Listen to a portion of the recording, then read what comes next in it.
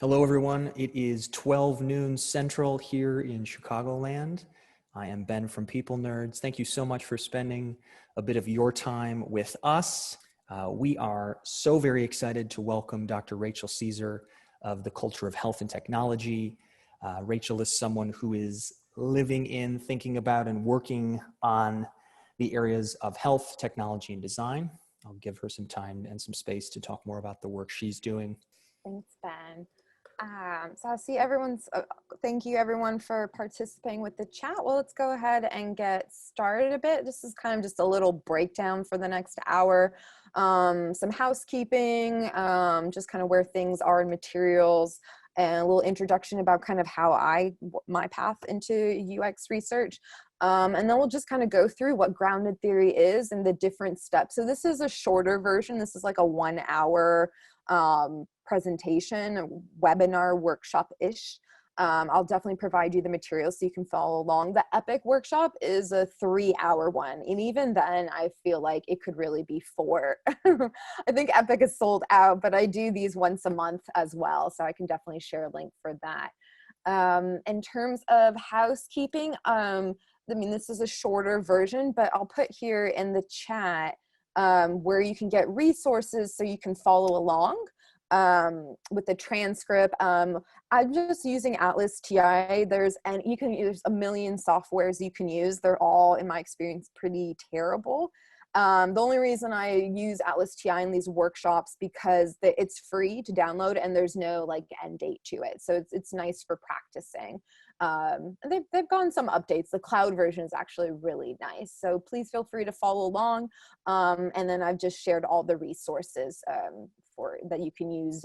There's a couple transcripts in there. There's a codebook template. So we'll be using those during this, our time together. One thing I wanted you to add in the chat, and I can see the chat, but please feel free to use Q&A as well. But if you could tell me kind of, just so I have an idea of the audience, I'm seeing a lot of you all over the world, from all over the world, and are UX researchers. I kind of want to get a feel like where you kind of stand with analysis and, working with user data. Is user data kind of your bread and butter? Is it something, people are saying they need access to the resources. That's because I did not have I see. Okay, well, I will make sure to share that with everybody. Maybe I can even add in the chat. I see what needs to happen. So let me make these available. I'll just change that. That's going to take me 2 seconds to change. And again, while Rachel is doing that, this is Ben from People Nerds. For anyone who's just joining, the slides and the recording will hit your inboxes next week. So the various resources that Rachel is showing, you can certainly access those. The specific slides will have a PDF version of those next week to you, as well as this full recording. Just in case we go over an hour answering questions and you have to jump, we will make sure that you get all of that. Thank you, Rachel.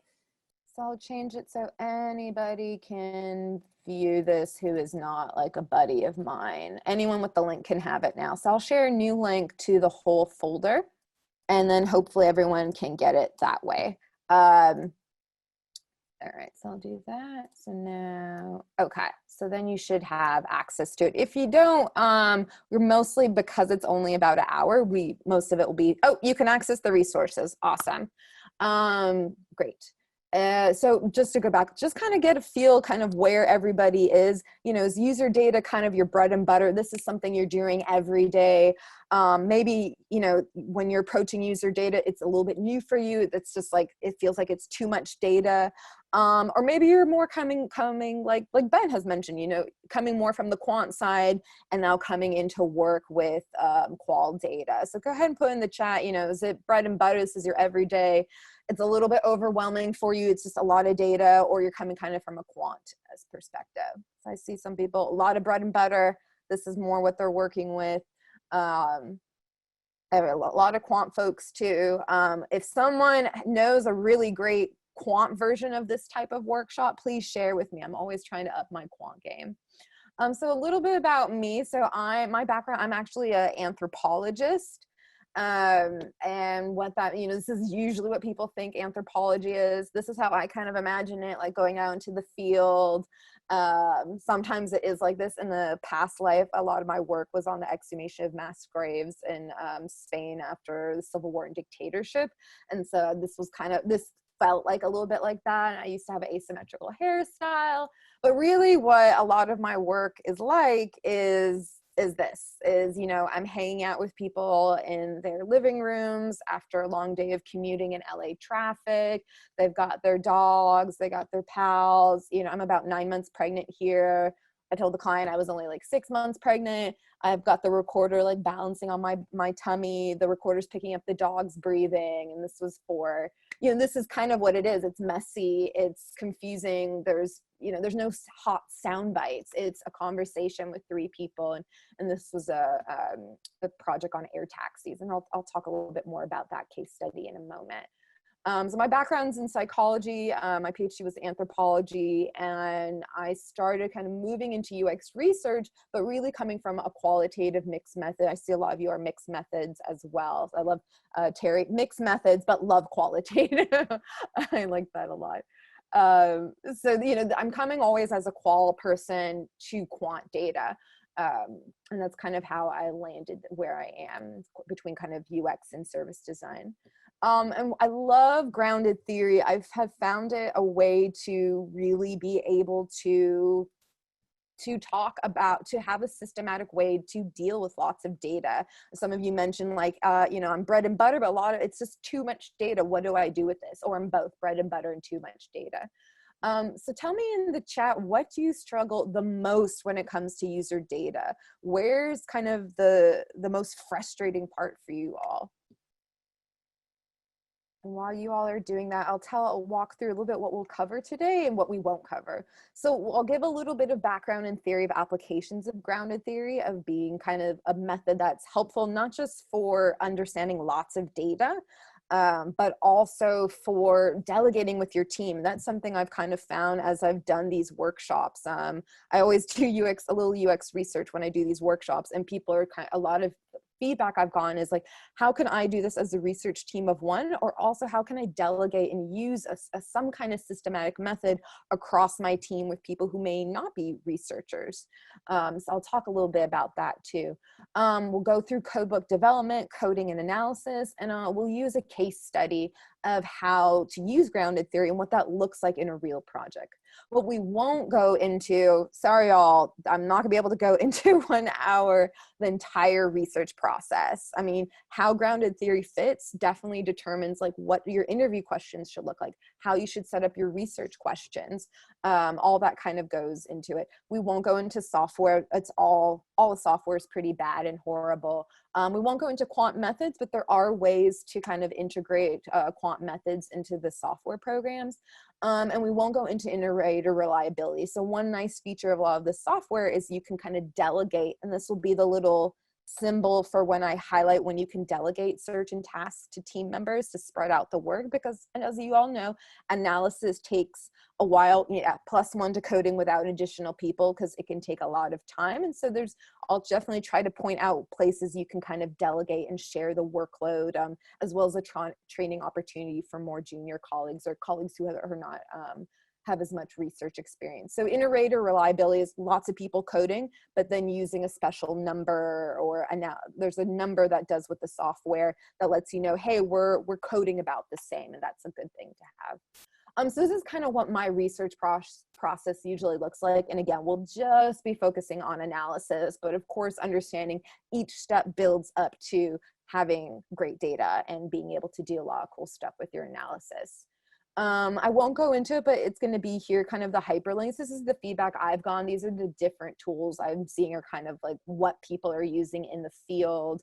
There's always kind of like the QDA, the software for more academics, which to me, I feel like is just like Atlas TI, Max QDA, and Vivo Deduce.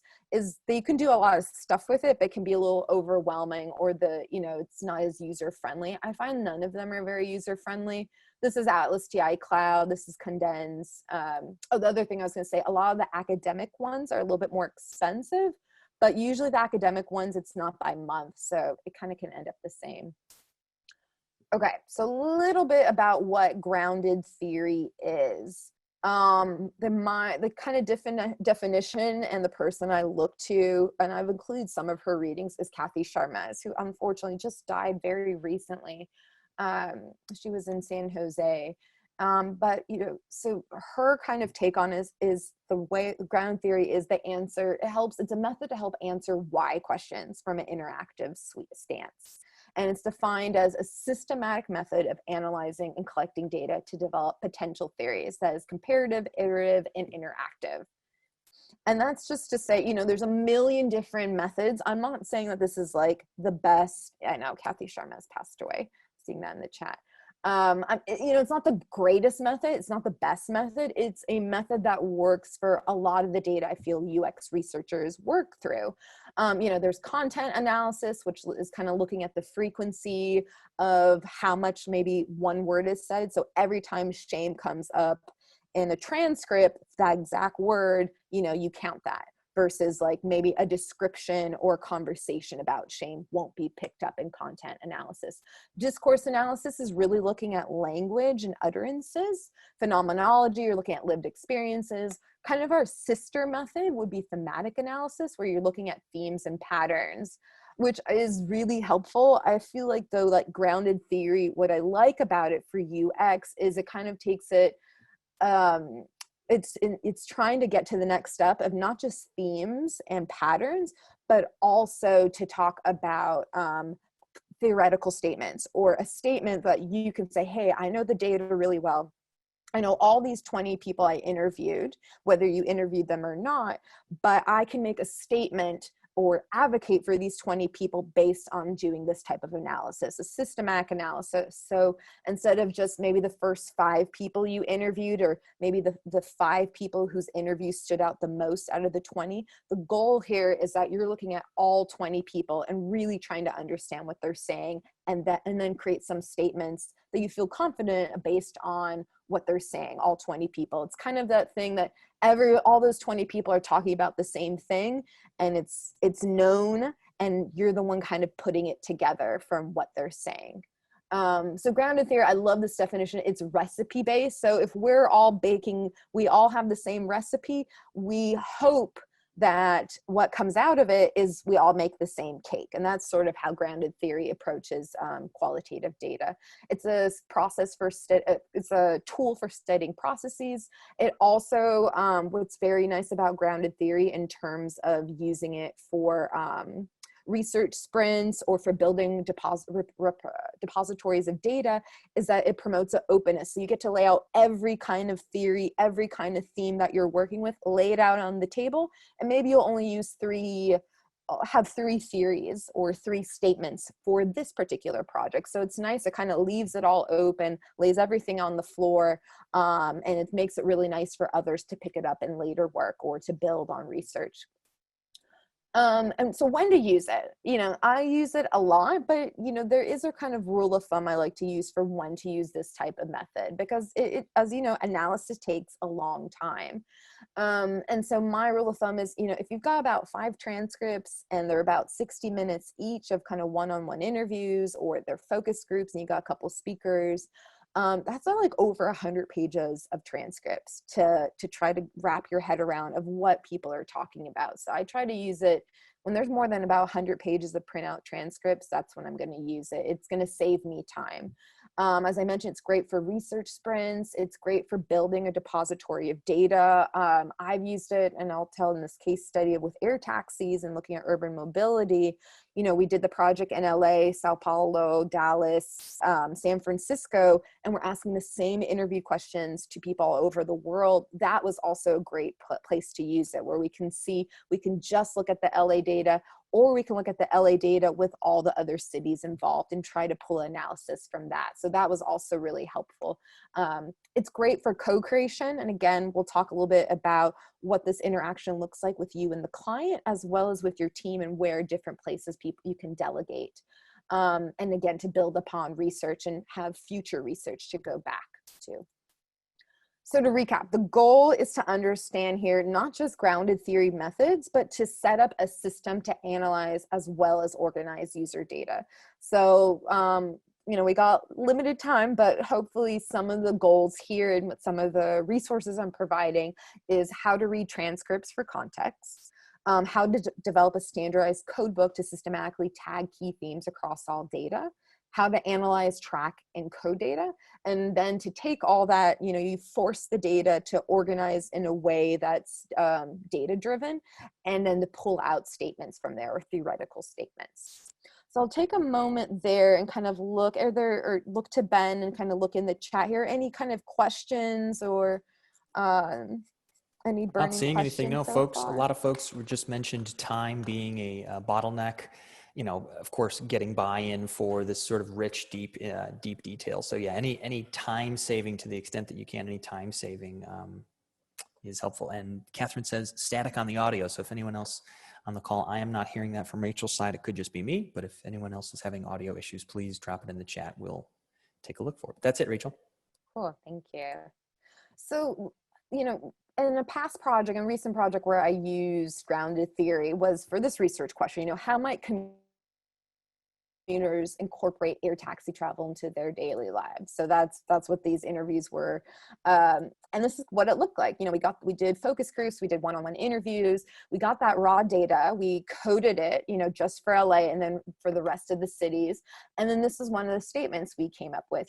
Who is air travel for? Access for all. This was extremely important to people. We made those statements. There was some quotes to back that up, because this is all, again, person driven. We thought of some opportunity areas of what this could look like as a product or service. And then what came out of it for the next step for the industrial designers and the engineers is to build the eVTOL or air taxi around it being accessible, autonomous, and courteous. And this is what came out over and over in our data. I want to be able to wear a skirt and not have to worry about my skirt flying up if I'm a woman. I want to be able to take my elderly parents. If they have a cane, will they be able to use this air taxi? And so this came up over and over again. This is, Embraer Air is a legacy company. So to kind of push UX to the forefront and have it kind of drive design was extremely exciting for qualitative research to be there for them. The case study we'll be working with is looking at the role of farm employers in meeting the delivery of health and HIV services to farm workers. So the reason this is a little bit more researchy, a little bit less UX-y, it's more like a service design project. But the reason I use this example is because there's a lot of context to it. So even though the transcripts will look very kind of straightforward, no one says apartheid, and no one says race in these transcripts, and it's really kind of the background to what's happening. So just a little background. This is a study from South Africa. A health insurance company wanted to see, hey, should we keep giving money this year to these different health services, private and nonprofit? Are they making a difference for farm workers and their employers? This is what we end up coming up with for the final presentation, the final deck that we gave to the client. And I wanted to show you, this is a real project. This is kind of what the breakdown was. I was seeing, people kind of the frustration or where you struggle most with user research, whether you're a research team of one or a large team, it's time. It takes a lot of time to do user research and also takes time to do analysis. But this is what we came up with, the team and I, to break it down. It was about half a day to onboarding, familiarize myself with what the project was about. We had a coding meeting. That's where, I had read a couple transcripts. I said, hey, this is what I'm feeling are the kind of the main codes. This is what I'm feeling is happening in the data. I took about 4 or 5 days to code. And then I presented, I threw on the wall, hey, this is what I'm hearing across all 20 transcripts. How does this ring true to the client and their capacity to take next steps? And so that was about 7 days. I think I did in about 45 hours, less than 56 hours. So that's kind of what this looked like. And the goal, again, was employer attitudes and practices to the provision of HIV, TB, and related health services to farm workers. This is what that project looked like from start to finish. And so we'll be using this project to understand it. Yes, you will. There will be a recording of the session for people asking it. And we'll get more into codes. I'm seeing from Stephanie. We'll go through that process as well, what this looks like. So this is kind of the first part of getting your data ready. And there's different things you can do. So it's not, you'll see when we go through this, the analysis part, which is at the very end, I always feel a little bit weird in the workshop, like that part of the workshop, the 3-hour workshop is really short, but because you're doing so much work and checks and balances in the beginning, that once you get to the actual analysis part of really understanding what's happening, there's not as much work to do. A lot of it's happening ahead of time. So for this first part, we're going to go through transcript 1. And I'm relying a little bit less on the software, not just because there's so many different ways to work in software, but this has always been the way I've done it. I work in Google Docs or Word or something where clients or people who don't have the software or maybe are uncomfortable using the software, I try to have it as accessible upfront between when we're getting the raw data, try to use a resource or tool that as many people can access. And then as we get more toward the more specialized or expert work, then I move more to the software. So that's just kind of something I've been trying to do. And so the first part is as soon as you get that interview back, whether you're the one doing the interviews or someone else's, is to process it, to use some time to go ahead and process it. And what's called officially initial memoing, but we're just going to call brain farting because I got feedback that doing memoing, initial memoing, and then the memoing you do later in the software was very confusing for people. So we'll just call it brain farts. And this is anything. I mean, it can be free association. As soon as you get that interview back, you have it transcribed, which I won't get into here, but if you know me, I'm really for humans doing transcriptions, not AI. If you are a consultant or, on salary, if it takes you time that you have to go back and listen to the recording, it's not worth it. Like it's already costing you more money, the project. Great, better to have a professional do it. So you get the transcript back, you're just writing down context, patterns, actions, routines, and I just do that through the Google Docs comments. That way you and your team can go on there and just what's happening in this interview just to get an idea. This is also a great way to delegate. You can send this to other team members or people who aren't necessarily have a research background. Highlighter tool in Google Docs. I have not done that before, but that's a good idea too. So this is a way to get others on board. I've had clients who like, hey, I want to know what's going on in the interviews. Let me hear what's going on, or let me put my thoughts, or hey, this is interesting. So this is a great step to bring people on board. So let's switch over to sampled transcript. And I've included 2 transcripts in there. So if you want to try this on your own later as well. Ooh, there's like all these people, armadillos and bats and rhinoceroses in the Google Docs. So great. I'm glad you all are there. So let me open this up a little bit so you can see it. So this is a real transcript. Of course, I've changed it a bit for ethical reasons, but kind of the gist of it is there. So you just did your interview, your one-on-one interview with an employer who works on a farm, who oversees their employees. And what I like to do as soon as I kind of read through or go through very quickly, at the very end, I like to put like a very short summary of what happened in this interview. Or, this was the guy with the big hat who said some racist comments and believe farm workers are like this, like whatever it is, but just like 1 or 2 sentences to say what was the main thing or the most interesting thing that came out of this interview. And that's just kind of can be helpful when you're going through all the interviews and trying to remember what's going on. So we'll just go through and read some of this together, and then and I'll open this up so you can add the comments. And, there's no mistakes here. And that's the one thing I want to put in here as well, is that, it's okay. Not everything that gets put in this kind of brain farting section is going to be, make it to the end to become a theoretical statement. And that's okay. I want you to feel free. Like even the codes can be bad. I have memos at the end that are just WTF, just whatever you want to put in there. But the idea is like, just get to you interacting with your data. And this is kind of the first part when you get your interview data back. So we'll just go through this together. I like to put like start in the beginning, just so when I do go through coding, maybe there's a whole bunch of like, hey, the recorder doesn't work, or blah, blah, blah, this back and forth, that when I actually transfer this to do coding, like this is where we start. So just put that in bold. Okay, so we'll read a couple of these. So how has HIV impacted this district? I don't know, it's not that big an impact, but if you take the district, every farm has people with AIDS. For instance, 3 people per farm. That is 15 days you're losing on the farm. That affects the farm because you have planned work stuff.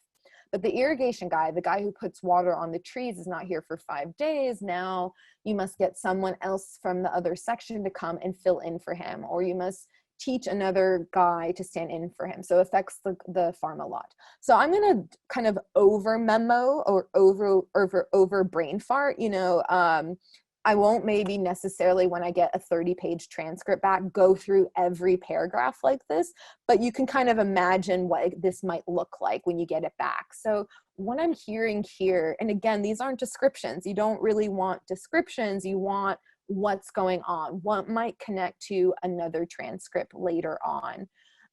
So I'm kind of hearing here, if someone is sick, that's a loss in productivity. So maybe there's something about productivity and AIDS here. If someone is sick, then I lose money.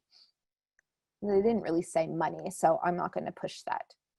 I'll go like this. So let me open this up a little bit more so you can see it better. Okay, there we go.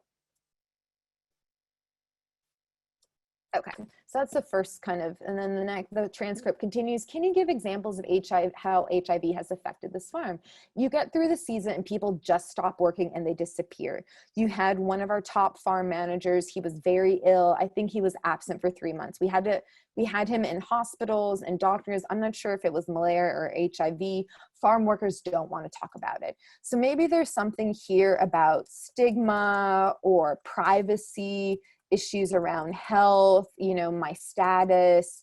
I don't know. I don't know if these will be important. I don't know if this will be an issue in the other 19 interviews that we did. You just kind of want to, play around and see what's happening here. And we'll do a couple more and then we'll kind of move on. So you've mentioned AIDS a lot of times. How has it impacted this area? It is a big impact and it is treatable. We knew that 4 or 5 people that took the treatment and they were the best workers ever. They had energy, they wanted to work, they were motivated because they got help. They've got the ability to come forward and say, please help me go to the health clinic every month. They didn't tell me they've got AIDS. They just told me I want to go there every month for treatment. I didn't ask what treatment. I just know. So there's questions of maybe trust, again, the privacy issues around health. There seems to be some kind of relationship between the employer and the farm worker of, it's kind of intertwined of their health. Being healthy means you can work. So maybe there's something there. Being healthy means can be productive on farm. So, these are just kind of examples of what that might look like. Let's go back to here. And again, really simple. And some people say, well, I did do that. I do this same process. And what's a little bit different about grounded theory is that you stop and you write it down, and people tell me like, well, we had a meeting and we did this. But the one thing that's nice about grounded theory, especially with COVID and we're remote or we're bringing in extra people to help, is that it's trackable. So from the moment you get the interview to all the way from a theoretical statement, every thought and every interaction with the data is tracked and written down. And it takes a little bit extra time, but you'll see once we get to the analysis part, it's all there for you. So it's important to track everything, and that these aren't interpretations, but that they are systematically, little by little, we're getting closer to understanding what's happening in the data. So go ahead in the chat if you're able to, follow along. What brain farts did you come up with? What are you reading here? What are you seeing? What are the contexts you feel, or kind of reading between the lines of what's happening here?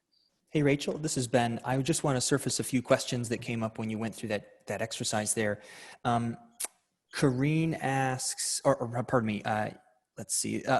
Both Yale and someone in the chat asked about having partners to take notes. How do you typically manage the operationalization of the sort of doing of the note taking or the transcribing? Is it just you? So I always I always pay a third party to transcribe it. Same day transcripts is supposed to be really good. I used to use Rev, but then I got feedback in a session that those people are really underpaid. They do a great job and it's 24-hour turnaround service.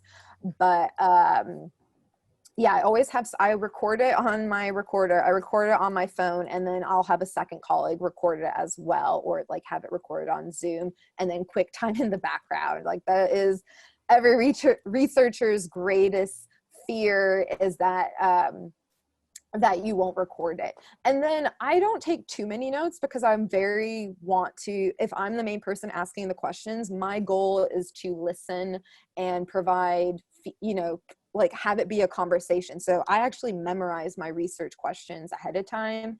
And I try to, if there is in the budget, and I always recommend it, to have a junior colleague or a second researcher to take notes. Then I always advocate for that, to have someone who's actually taking notes versus one person really just listening very carefully on the interview, making sure all the questions are being asked, but also listening and being able to follow up. That's great. We have a question from, let's see, I believe it's Sarah or Melody. Melody, about participant privacy. Do you assign pseudonyms? Do you ask participants if they have a particular name they would like to go by? How do you manage the confidentiality and anonymity, especially when you're working with a third-party transcriber, potentially? Yeah, so in the past, because a lot of the work I do is also needs to be like HIPAA and a lot of healthcare work, so I have to be careful. So there's a way, use a service that is HIPAA, or, if you need to have it at that level. So like Same Day Transcripts does that. But they came out of healthcare actually.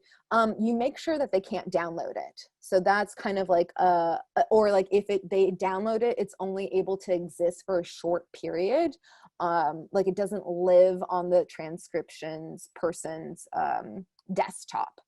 That's one way to do it, like using Box or something like that, where it's like a cloud where it exists there and you can determine who gets to share it. Same day transcripts. I'll put that in there, same day transcripts. And they came out of healthcare, so they're very aware of how to do this. And so like, I don't really leave that up to participants. I leave it up to me. So usually I have like a coding system. Like I like to know the order I did the interviews in, because that helps me to like memorize, like remember who's who. And also it's good, like as you're learning, maybe the first couple interviews weren't so great, or you didn't do as good of job. So it's helpful to know who came first in that order. So I'll put like 0, 1 for the first interview. And then maybe I'll put like, if they came from farm A, then all those transcripts will get farm A. If everyone was from another area or zone, I'll put B. So it'll be like B0, 1. Like you can add a couple characteristics to it. But I usually create the names of the transcripts, and then somewhere in a locked cabinet printed out or locked up in Box, you can have like the code of who is who, but like that should be locked up, the official real names connected to the fake names.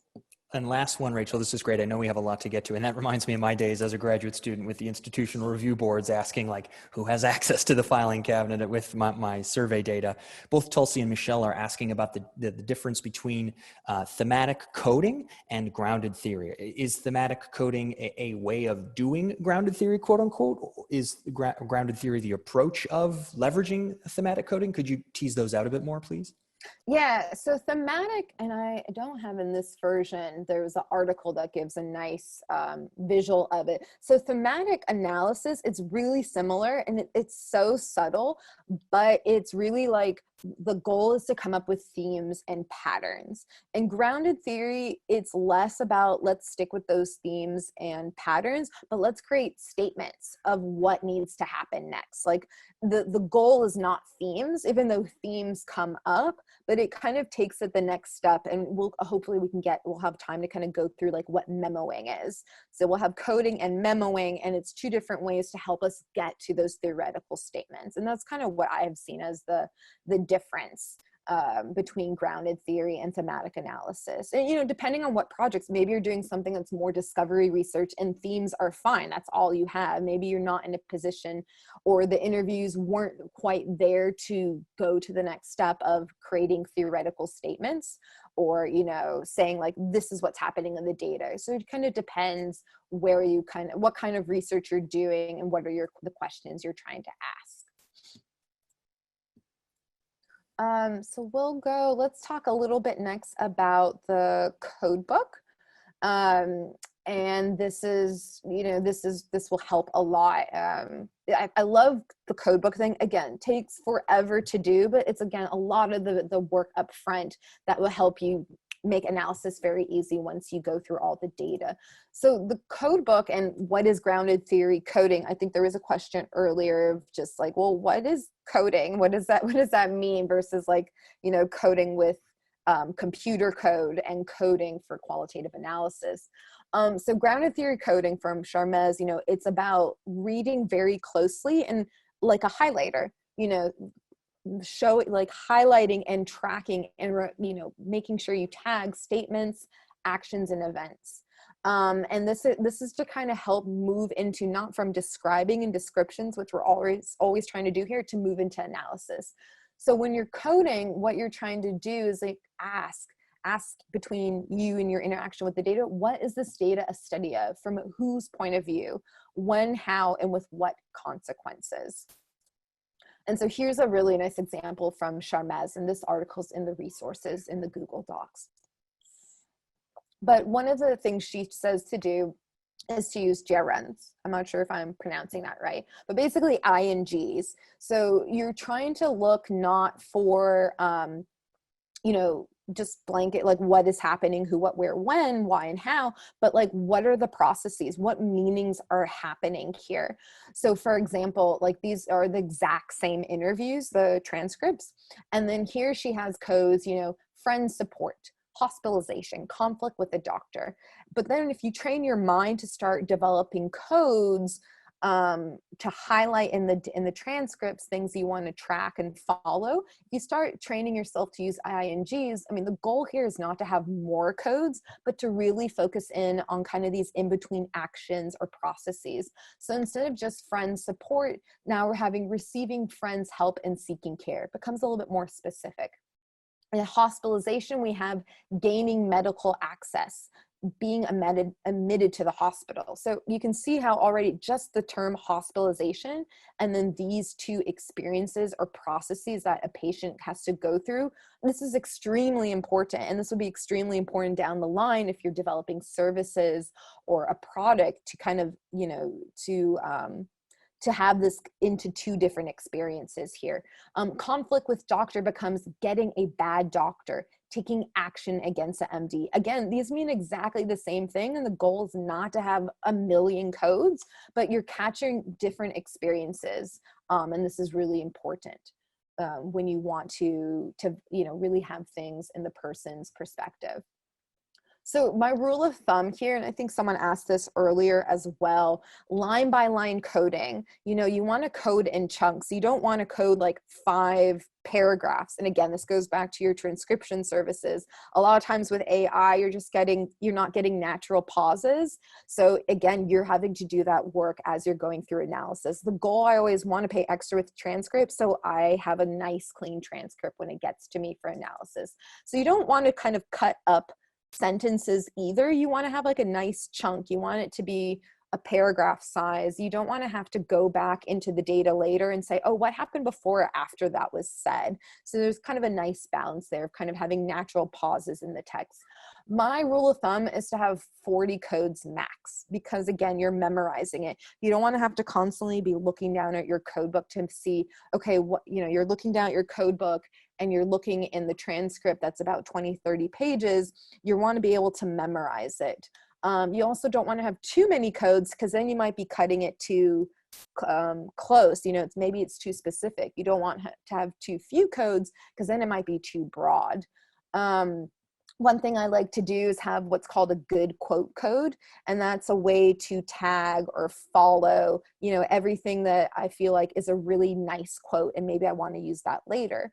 And that just kind of helps to also understand, well, what are codes? You know, codes, you can imagine if we were doing this paper-wise, is if we had 40 different highlighters on the floor and we had all our transcripts printed out, each highlighter is essentially something I want to track, something I want to highlight in the text.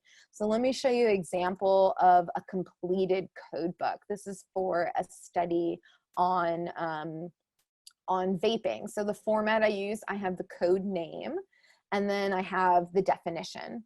And then I have like straight examples from the data. So let me show you here. So this is a code I like to have a lot called origin story. So these aren't INGs, but it's kind of like, what's the first time I've used vaping? Or, you know, here's my good quote every time that happens. And then, you know, I've got my INGs, you know, vaping versus smoking, comparing vaping and smoking cigarettes. And then I have like the exact definition. And as I go through the transcripts, you know, these become tighter and tighter, closer and closer, better and better defined. So vaping versus smoking, comparing vaping and smoking cigarettes. And then I have like, I like the buzz of the cigarette more than the buzz of the vape. You know, different way, you know, I just keep having closer and closer examples. So my team and I, we know when we're coding for vaping versus smoking, everybody knows what we're talking about. And so I wanted to show kind of what a completed one looked like. So we don't have too much time, but kind of I'll maybe just show, this is what the activity would look like in the 3-hour workshop version. You know, now that we've gone through and just did a little brain farting of what is happening in our interviews, as soon as we get them back, we go through that first transcript and we start seeing, you know, what are some codes, what are some important things in transcript 1 and 2 that's, you know, it's coming across all the 20 transcripts. Are there some codes? Are there some things I want to highlight and follow through? So I'll show you what I came up with just because of time. But, you know, I just came up with from the 2 transcripts that are in the resource guide. Here is what I came up with. So I have a good quote code as usual. I have demonstrating productivity. So if you remember from transcript 1, we were having some questions about loss of productivity, privacy issues around health and my HIV status, stigma, trust. And so when I went through the rest of the 2 transcripts and read through them, there's something here that I want to track across the 2 transcripts about productivity. You know, there's if you go through the 2 transcripts, there's, you know, having a lunch break is for workers' health. That's workers' time. The getting sick costs the farm. So there's something about productivity, and I want to follow that across the transcripts. Maybe there's something interesting there. The other code that comes up, preventing health issues, you know, preventative programs or measures to healthcare issues. So there was a discussion in the transcripts about wintertime prevention of the flu.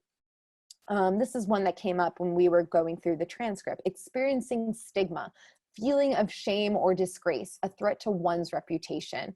So in the example in the transcript, you know, there's a conflict of, you know, if the employer has knowledge of a worker's HIV status. So these are some of the codes we can come up with from the 2 transcripts I provided of, you know, these are things I want to track and follow. These are quotes that maybe will have some weight at the end to what I want to do with the data in terms of services or products. So that's kind of the next step. We don't have too much time, but I like to use the codebook. Again, this is a, you know, place to delegate. The codebook is a nice document the goal is to have a standardized code. So what I try to do is you get 1 to 2 transcripts between you and your team, even you and your boss or client. Maybe they don't have time, but the idea is you take 1 or 2 transcripts, they can be at random, and you create these codes. You do a very close read of 1 to 2 transcripts. And then, you know, maybe that's enough. Maybe you're happy with your codes there. Maybe you need to do a 3rd. My codebook still hold up with this 3rd transcript that I'm choosing at random. And then the goal is to have a standardized guide for the code book to shut it down, because you don't want to be reading 5 of the 20 transcripts and then say, hey, let's add 10 more codes. Then you have to go back and apply. You have to have the same codes applied to all 20 transcripts, to everyone you talk to. So the idea is it's not 5 transcripts or 10 transcripts, but you're trying to get a real look or overview of all 20 people you talk to for this particular study. The codebook is also a nice way to have everyone on the same page. It's a document where you can say, hey, these are the things we're hearing in the text, in the transcripts. These are what we're seeing is important to the 20 participants. Is there anything else we want to add? And this is, you know, a great way for the client to say, hey, I want to know every time they talked about costs, or I want to follow or track every time someone said this was taking a lot of time. You know, so there's different things you can track in there, and it's a way to get everyone on the same page, and it's also a way to cover yourself to say, hey, does everyone agree with the codes? And then close the code book down. That's kind of the goal, is for this to be a standardized guide, leave it open, have everyone contribute, and then close it down. So now we'll go into a little bit into the coding of the data and what that looks like. I won't have too much time to get into, again, we don't want this to be a discussion about, you know, what are the kind of technical aspects of what it looks like in different software, because every software is a little bit different. But just more of like, what's the theory and practice around coding. So here's our code book. We came up with like about 5 to 7 codes. And even though we're moving toward the software, it's still an interaction between you and the data. The software is just really to help you, instead of you having to print it out across your apartment or home and then have 40 highlighters. I try to stress so much, don't let the software intimidate you, because it's really chunky and it crashes all the time. And, you know, people are constantly creating new software. But it's just, imagine it's between you and, you know, you and your team, and really getting close to the user. You know, it's trying to understand what's going on in the transcript. And this process, this method really forces you to stay close to the data. That's why I also like working with the software, because you see the transcript and you see your coding, or you see your memos, or you see your brain farts. Everything is together and attached to the actual quotes in the transcripts. You're never moving away. The goal really is to preserve what the people are saying in their transcripts, and for you not to move away from that, to very step by step stay and be able to be an advocate for what's being said in the transcripts. So just a little background, just to recap kind of where we are in the process. We did our interviews, we got them back, we did some initial memoing or brain farts, just to like, what is happening in this data as you're getting the interviews back. So it's helpful. I forgot to add that it's not just helpful to start thinking about what's happening in the transcripts. It's also a good way to check in with yourself. Am I doing the interviews correctly? Are there things I could be doing better in transcript 1 that I need to be doing in the second interview? The next thing is you create a code book. You get 1 or 2 transcripts of the 20. You figure out some codes that come out of it after reading through all 20 of them. You do close read of 1 to 2, and you see if the code book holds up to that. Then we go into the software and we start coding, and then the next step from there is memoing. Where can you delegate here? Where can you get your team members involved? Coding. And even if you don't have a lot of research experience, talking out the code book, having that interaction between you and your boss or client or other team members, you don't need to have a huge research background. You do need to know the data well. And that can be helpful to kind of delegate or help other colleagues to take on those responsibilities, to maybe they read, of the 20 transcripts, you read 5 or 10, and they read or code the other 10. So that's a way to kind of help spread the workload, because it does take time. For the senior or for the main researcher, it's helpful for you to be involved so you can create the code book, and also for memoing, which we'll get to in a little bit, to be able to, you're really the one who needs to come up with, in conversation with your client as well as other members of the team, of coming up with the theoretical statements. We don't have too much time, so I apologize if I zoom through this a bit. I definitely want to see if we have time for questions at the end. So I'll go through a couple of these of what coding looks like, and then I'll look to the attendees and Ben for questions. So this is what it looks like. You got all your transcripts. This is Atlas TI. You got all your transcripts here. You got all your codes here. I like to color code them. And then you can see here is the chunks of text that I put together, that I'm reading together. And then you add as many codes as possible. And this is not to overload it and be, not thoughtful about it. But the idea is you don't ever want to have to go back into the raw data. You're moving slowly away from raw data to raw data that has been thought through or analyzed or coded. So, it's easy to add more codes than later going back into the transcript and seeing, oh, where's that one quote where I talk about trust or stigma with the participant. And so adding more, you're just kind of stacking codes and adding codes as you go along. Here's this is more specific to the two transcripts that we're working through. So you can see creating costs, good quote, and then memos.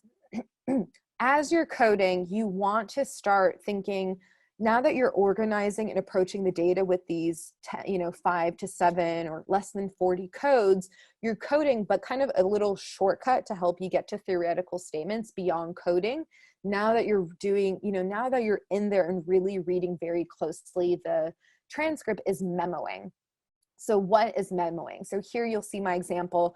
I've got all my codes. We've had codes about productivity, demonstrating productivity, creating costs, building trust.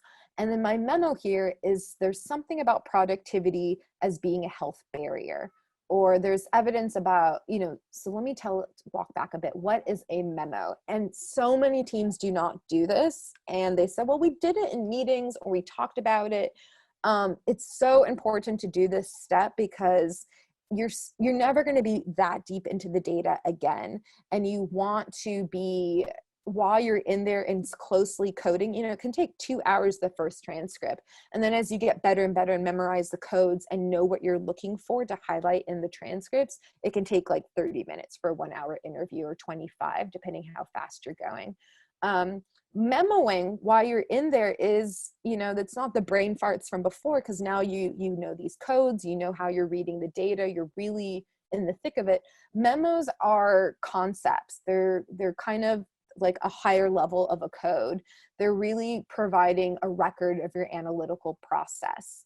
So for example, in our two transcripts on farm workers' health, might be productivity equals health barrier. There's something there. There's something I want to track. And this is, again, a place, if you're divvying up the coding and the memoing, this is something that you can have junior colleagues do as well to kind of help split up the work.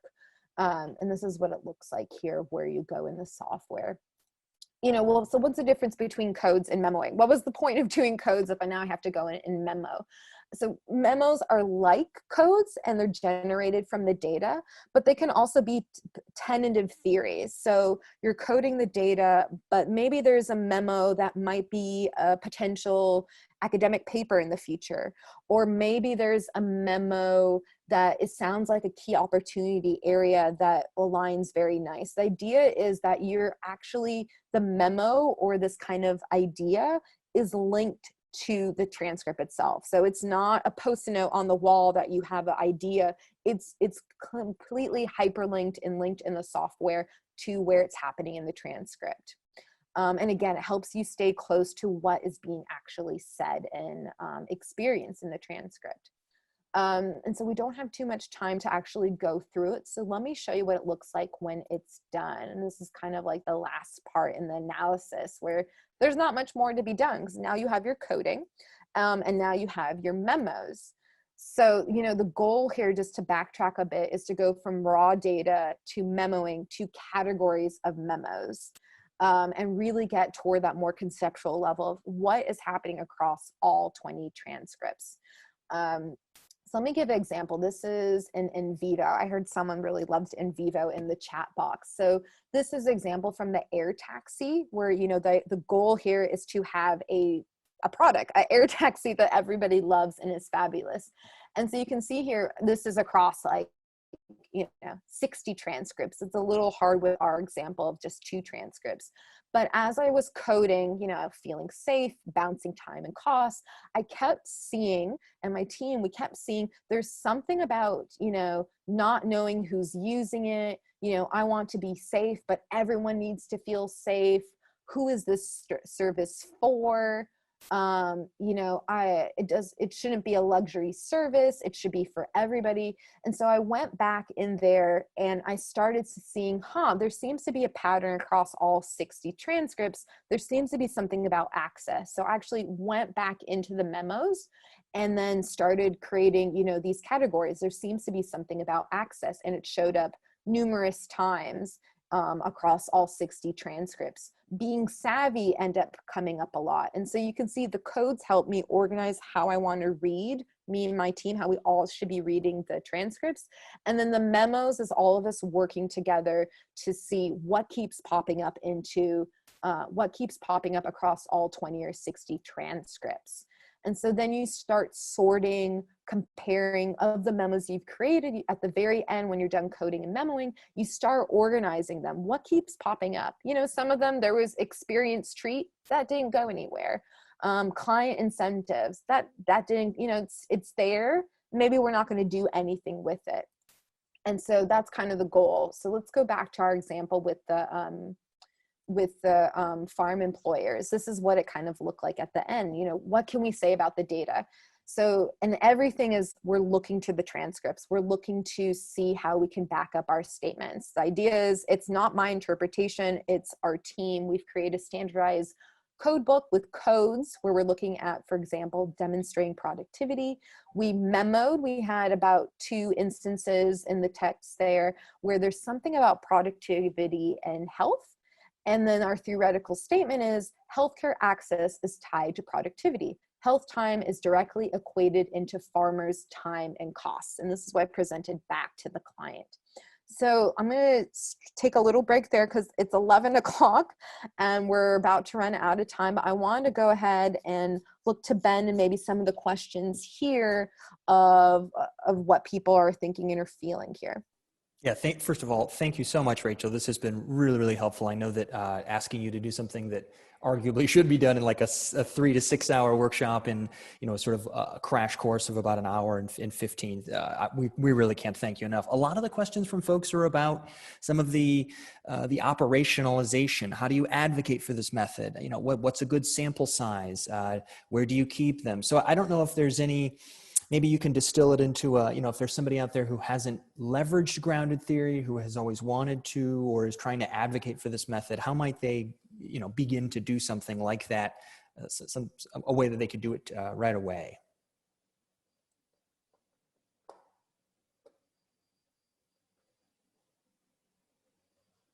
Oh, Rachel, you are muted.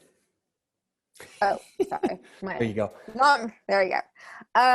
So how do you advocate for this? And I get this question a lot. One thing that I try to tell clients, like why I need extra time to do this. I'm going to turn my video off for a second because it looks like I'm being a little bit slow, my internet.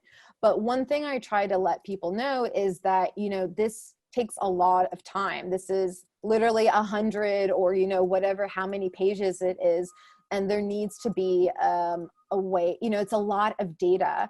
And I find that it takes a while, but, it can really get very good results. You can really preserve what the users are saying. And if people are serious about doing user data or doing the interviews and really trying to stay close and listen to them, this really forces you and your team to listen to it. Like there's no way around it. You have to read and reread what's happening in the transcripts. And then, there's ways to split that up. There's ways to get junior members involved. There's ways I've had, people who had never coded or have ever done research to help me read the interviews. And that can be really helpful to have maybe an engineer from the team to read some of them, or a developer, and kind of say, well, what's happening here? Or, get them on board to have them part of the conversation as you're developing the code book. What's important to people here. And so that's kind of different ways to advocate for it, is to really say, like, this is the way we need to spend time. And this is kind of a larger conversation I think that's happening in UX, is how can we do justice to the people we interviewed? Right. Yes. We People Nerds had a panel a few weeks ago about not doing extractive research within communities of color or underserved communities more broadly. And these folks who are working in the public sector were very, very clear to incentivize and to ensure that there is more of an exchange of ideas and information between participant, broadly defined, and researchers, so that it isn't, again, just let me take from you your knowledge. I guess one other question, Rachel, before we let you go. What would be a good number to get going in terms of, you're standing in front of stakeholders who are like, okay, you want to do some interviews, and again, these folks might not themselves fully understand what grounded theory is. Do you have a number? Is it think about the population you're trying to say something about? What advice do you have on someone, again, who's trying to advocate for this in terms of sample size or number of participants or those sorts of questions? Yeah. And I think that goes back to, like, what is your research question? Like, are you just trying to get a lay of the land of what's happening in this field? Or do you really want to know specifics of how this service needs to be better, or this product needs to be better? So it depends what your research question is.